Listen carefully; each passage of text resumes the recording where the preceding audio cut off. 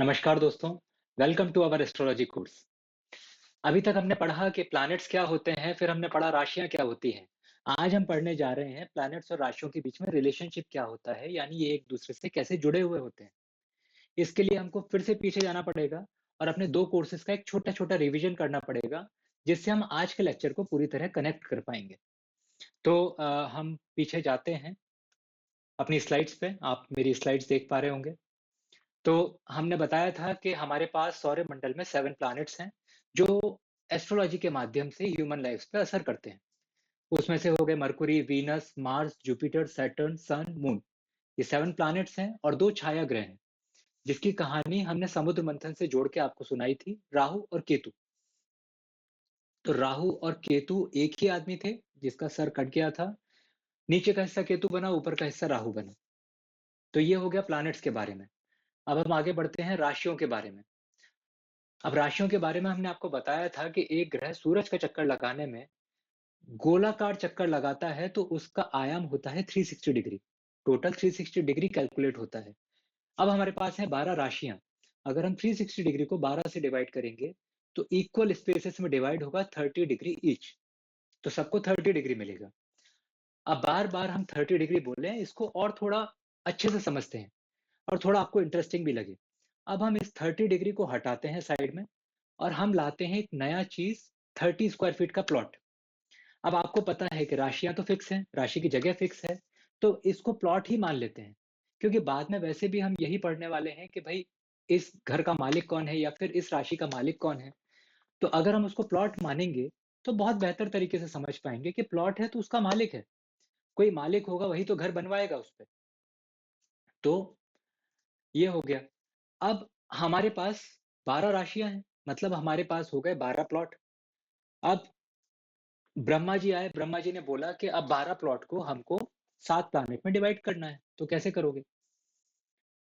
तो बहुत सारा मंथन हुआ, बहुत सारी माइथोलॉजिकल कहानियाँ जुड़ी हुई हैं इससे, तो एक छोटी-सी कहानी मैं जोड़ता हूँ, छोटी-सी कहानी भी नहीं, एक छोटा-सा टॉपिक।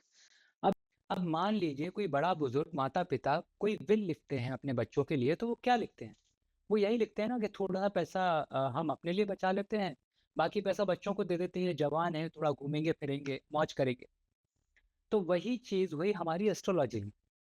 मून हमारे यहाँ माता है, चंद्र मून हमारे यहाँ माता है और सूर्य हमारे यहाँ पिता।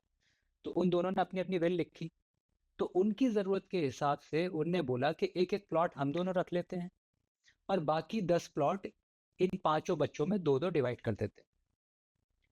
तो उन दोनों के पास मिला, चंद्रमा के पास आए 1 प्लॉट, सूरज के पास आए 1 प्लॉट, बाकी बचे हुए प्लैनेट्स के पास आए 2-2 प्लॉट्स। इसको लोग कई तरीकों से समझाते हैं। वो बोलते हैं कई तरह को याद भी रखना है आपको, बहुत सारी चीज़ें हैं। अब मैं ये तो आपको ज़रूर बोलूँगा कि आपको जो 12 राशियाँ हैं नंबर वाइज़ याद रखनी है, बिना उसके आप आगे नहीं बढ़ पाएँगे। लेकिन ये एक ऐसी चीज़ है कि हम बार-बार रिपीट ही करने वाले हैं। आप हमारे कोर्स से जुड़े हुए हैं तो ऑब्वियसली आपको भी वो चीज़ याद ही हो जाएँगी।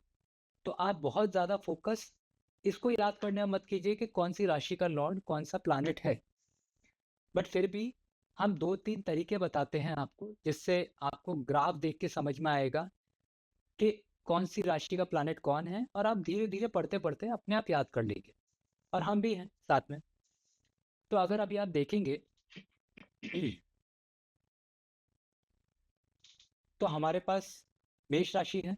तो अब हम फिर से वो पुराना चैप्टर रिपीट करते हैं जो मैंने आपसे बोला था कि राशि नंबर के साथ याद करनी है। तो मेष राशि है हमारी 1 नंबर, वृषभ 2, मिथुन 3, 4 कर्क, 5 सिंह, 6 कन्या, 7 तुला, 8 वृश्चिक, 9 धनु, 10 मकर, 11 कुंभ एंड 12 मीन। तो ये सारी राशियां हमारी ऐसे कैसे याद हो गई। अब आपको दो दो चीज़ें इसमें मेजरली याद रखनी है, जिससे आप पूरा का पूरा चार्ट अपने आप याद कर लेंगे। पहली चीज़ आप देखेंगे, ये जो कर्क है, कर्क मिला चंद्रमा को। तो जो कर्क की प्लॉटिंग मिली वो चंद्रमा को मिली, चंद्रमा ने इस पे अपना घर बनाया। और जो सिंह है वो मिला सूर्य को और सूर्य ने इस पे अपना घर बनाया। अब 9 से 12 आप देखेंगे तो 9 से 12 में सिर्फ जुपिटर और शनि है, यानी बृहस्पति और शनि है। तो 9 और 12 हो गए जुपिटर के, और 10 और 11 लाइन से हो गए सैटर्न के। तो ये चीज़ें आपको याद हो गई, तो बाकी चीज़ें याद करना आसान है। पहला हम सबसे ऊपर जाते हैं, मेष। पहला प्लैनेट कौन सा है? मंगल। तो यहाँ पे हमने 1 लिखा, मंगल को मिला ये प्लॉट। फिर वृषभ, ये 2, ये 3।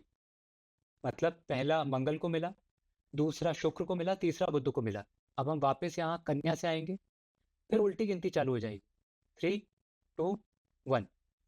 मतलब ये बुध को मिला, ये शुक्र को मिला, और वृश्चिक वापस से मंगल को मिली। तो जो जिस फ्लो में आए थे उससे उल्टा फ्लो हमने वापस चला दिया। ये आपको याद हो जाएगा, तो आपको बहुत घबराने की जरूरत नहीं है कि इतना टफ है, ऐसा दिख रहा है। वो हम पूरा याद करवा देंगे आपको। अब इसके बाद हम जाते हैं टेबल पे। इस टेबल का आप स्क्रीनशॉट लेके रखिए, ये आपके बहुत काम आएगा। क्योंकि कभी भी आप फ्यूचर में कभी किसी की कुंडली देखते हैं, कभी आपको रेफर करना हो, तो इजीली एक जगह आपके पास स्क्रीनशॉट्स अवेलेबल रहेंगे। और मोबाइल तो आपके पास है ही, सबके पास। अब हम एक और तरीका बताते हैं आपको ये चीज़ें याद रखने का। अगर आप देख पा रहे हैं स्क्रीन पे, तो यहाँ पे पूरे स्टेयर केस बने हुए हैं।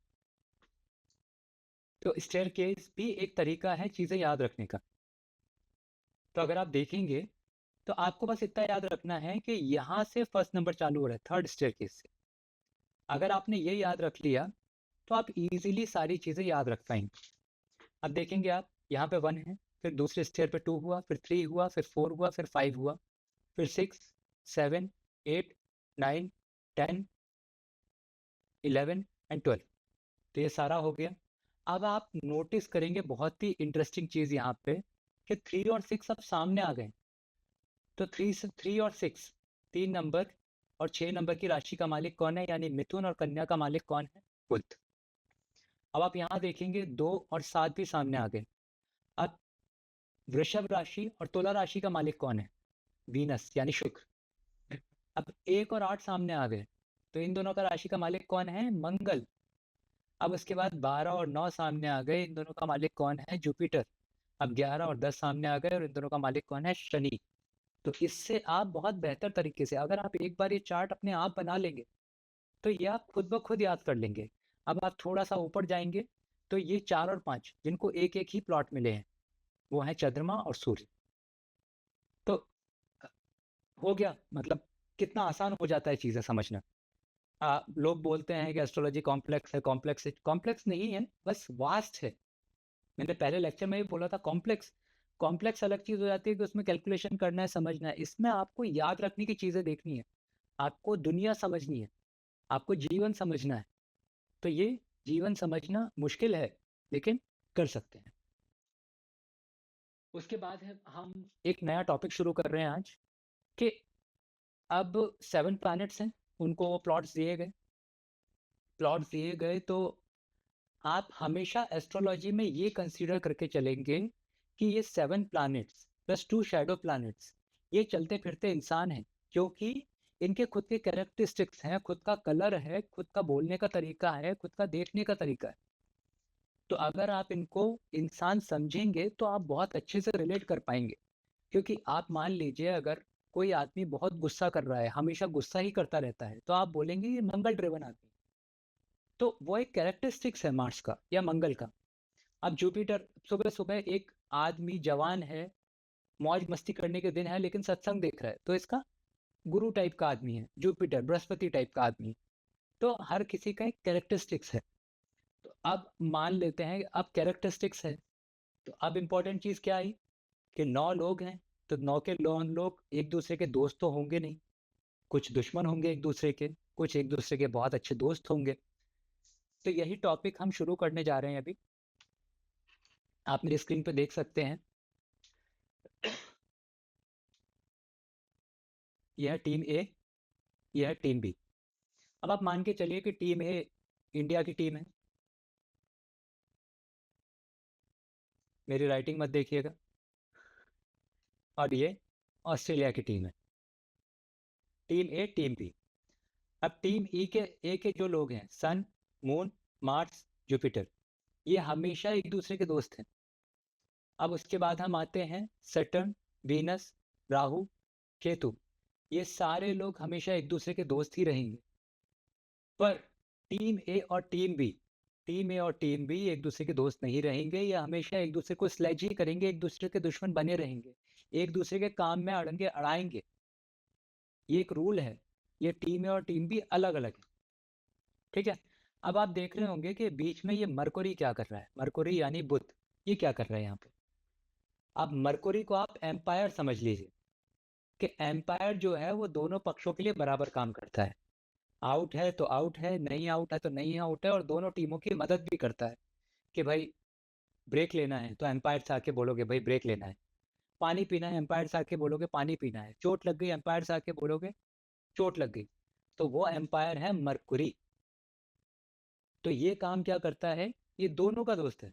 मरकुरी सैटर्न का दोस्त है, वीनस का दोस्त है, राहु का दोस्त है, केतु का दोस्त है। मरकुरी सिर्फ दोस्त नहीं है मून और मार्स का। वो भी एक माइथोलॉजिकल कहानी है कि ये दोनों क्यों दोस्त नहीं है, वो हम कभी और डिस्कस करेंगे। लेकिन ये चार्ट आप, इस चार्ट का आप स्क्रीनशॉट लीजिए, जिससे आपको पूरा ये समझ में आने लगे कि कौन सा दोस्त है कौन सा दुश्मन। अभी मैं सारी चीज़ें अपनी हटा रहा हूँ तो आप उसका स्क्रीनशॉट ले पाएंगे।